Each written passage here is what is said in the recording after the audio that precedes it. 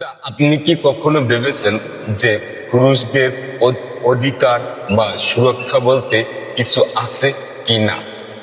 আমরা সবসময় মেয়েদের কথা নিয়ে কথা বলি, কিন্তু পুরুষদের কথা বলার সময় আমাদের কথা যেন হারিয়ে যায়।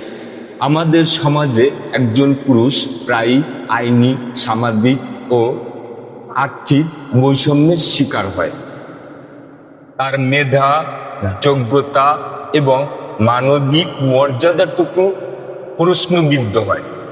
পুরুষদের অধিকার কেড়ে নিয়ে তাদের কোণঠাসা করে ফেলা হয়েছে।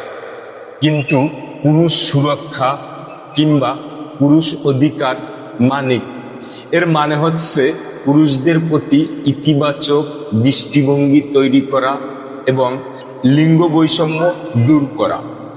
এর মানে হচ্ছে পুরুষদের শারীরিক, মানসিক এবং অর্থনৈতিক সুরক্ষা নিশ্চিত করা। আমাদের সকলের উচিত প্রতিটি পুরুষের আইনি ও সামাজিক নিরাপত্তা নিশ্চিত করা। একজন পুরুষের অধিকার যখন সুরক্ষিত হয়, তখন তার জাতি সুরক্ষিত হয়।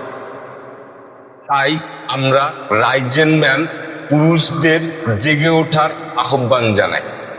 পুরুষদের নিয়ে কথা বলা এখনই জরুরি, এখনই সময়। ধন্যবাদ। আমাদের ভিডিওটি ভালো লাগলে চ্যানেলটি সাবস্ক্রাইব করবেন এবং বেল বাটনটি অন করে রাখবেন।